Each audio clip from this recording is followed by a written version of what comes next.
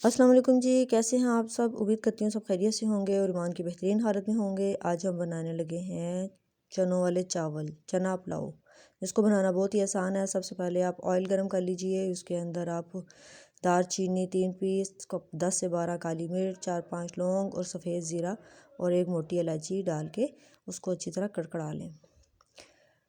تو اسے کرنے سے ایسا ہوتا ہے کہ مسالے کی خوشبو جو سی ہے نا وہ سارے چاولوں کے اندر آ جاتی ہے۔ جیسے دیگی سٹائل میں آپ چاول پکاتے ہیں نا، بالکل وہی ٹیسٹ بن جاتا ہے۔ دیگ والے بھی عموماً ایسا ہی کرتے ہیں۔ تو آپ نے سب سے پہلے یہ کھڑا مسالہ جو سا ہے اس کو آئل میں کڑکڑا لینا ہے، پھر اس کے بعد بھری کٹے ہوئے پیاز ڈال کے اس کو فرائی کر لیجیے۔ جیسے ہم چاولوں کے لیے پیاز براؤن کرتے ہیں، ہمیں اس طرح پیازوں کو براؤن کرنا ہے۔ تو مسالے جو سے ہیں وہ کھڑے مسالے میں آپ دار چینی جو سے چھوٹے چھوٹے پیس ڈالیں تاکہ اس کا اچھی طرح کلر نکل آئے، اور وہ موٹی الائچی کو موٹی الائچی کھول کے اس کو چیک کر لیجئے۔ بعض دفعہ اس کے اندر چھوٹے چھوٹے کیڑے بھی ہوتے ہیں، اس کو چیک کرنے کے بعد تو استعمال کیجئے گا۔ تو پیاز کو آپ اچھی طرح سے براؤن کر لیں۔ جب دیکھیں پیاز براؤن ہو جائے تو پھر اس کے اندر آپ نے تھوڑا سا پانی ایڈ کر کے تو اس کو گلا لیں ہلکا سا، اور پھر اس کے اندر لہسن ادرک کا پیسٹ شامل کر دیں گے۔ پیاز ہمارے کافی حد تک براؤن ہو چکے ہیں، اب ہم اس کے اندر تھوڑا سا پانی ایڈ کریں گے اور پھر اس کے اندر لہسن ادرک ڈالیں گے۔ چنوں والے چاول بنانا بہت ہی آسان ہے، یہ بہت مزیدار بنتے ہیں۔ اس طرح بنانے سے آپ کے چاول جو ہیں بالکل دیگ جیسا اس کا ذائقہ آئے گا اور شکل بھی ویسی دیگ جیسی بن جائے گی۔ تو اس لیے کہ چھوٹی چھوٹی ٹپس ہوتی ہیں جن کا خیال رکھنا بہت ضروری ہوتا ہے۔ تو بس لہسن ادرک کو آپ اچھی طرح گرائنڈ کر کے پیسٹ بنا لیا کریں اور وہ اس میں ڈال کے اچھی طرح سے اس کو بھون لیں۔ لہسن ادرک کو بہت اچھی طرح بھون لیں۔ اگر آپ ٹماٹر چاہیں تو وہ بھی ایڈ کر سکتے ہیں، لیکن میں نے ٹماٹر ایڈ نہیں کیا۔ تو بس کھڑے مسالے کا ٹیسٹ آئے گا۔ اس کا جو گرم مسالے والے چاول ہوتے ہیں نا وہ بہت ہی مزیدار اور یمی بنتے ہیں۔ تو بس آپ نے اس کو اچھی طرح سے بھوننا ہے، اور پھر اس کے اندر آپ نے ایک باؤل بھر کے چنے شامل کر دینے ہیں۔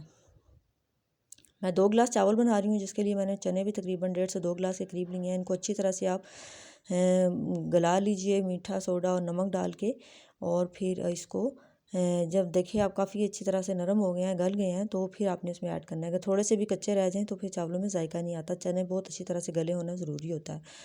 تو بس آپ نے چنے ڈال کے پہلے اس کو اچھی طرح سے بھوننا ہے۔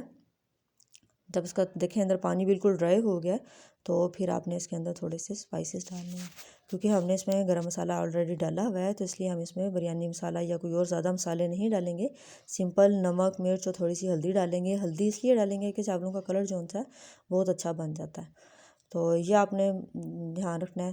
اس میں تقریباً آدھا چمچ کے قریب سرخ مرچ ڈالی ہے۔ 2 گلاس چاول تھے اس لیے 2 چمچ نمک ڈالا ہے، اور تھوڑی سی ہلدی جو سی ہے ½ ٹی اسپون سے بھی کم جو سی ہے ہلدی ڈال کے آپ نے اس کو اچھی طرح سے بھون لینا ہے۔ زیادہ مرچیں ہم نہیں ڈالیں گے کیونکہ اس میں ہم نے سبز مرچ بھی ڈالنی ہے، اور پہلے بھی ہم 10 سے 12 جو سا ہے کالی مرچ ڈال چکے ہیں، تو اس لیے بہت زیادہ اسپائسی ہو جائیں گے، اس لیے لال مرچ بہت زیادہ ایڈ نہیں کرنی ہے۔ آدھا چمچ بہت ہو جاتا ہے۔ پھر اس کے بعد آپ نے بھیگے ہوئے چاول جو کہ میں نے آدھا گھنٹہ بھگو کے رکھے تھے وہ آپ نے چنوں کے اندر ہی ڈال دینے ہیں۔ پہلے پانی ایڈ نہیں کرنا، آپ نے چنوں کے ساتھ چاولوں کو ڈال کے اچھی طرح فرائی کر لینا ہے۔ میری نانی جان اس طرح چاول بناتی تھی جو بہت ہی مزیدار اور یمی بنتے تھے، بالکل دیگ جیسا سٹائل بن جاتا ہے چاولوں کا۔ تو چاولوں کو اس طرح فرائی کرنے سے چاول ہلکے سے فرائی ہو جاتے ہیں، تو وہ نہ ٹوٹتے ہیں اور نہ خراب ہوتے ہیں، اور بہت مزیدار بن جاتے ہیں، اور ایک ایک چاول کھڑا کھڑا رہتا ہے۔ تو آپ نے اس کو کوشش کرنی ہے تقریباً 5-6 منٹ چاولوں کو چنوں کے ساتھ ہی فرائی کر لینا ہے۔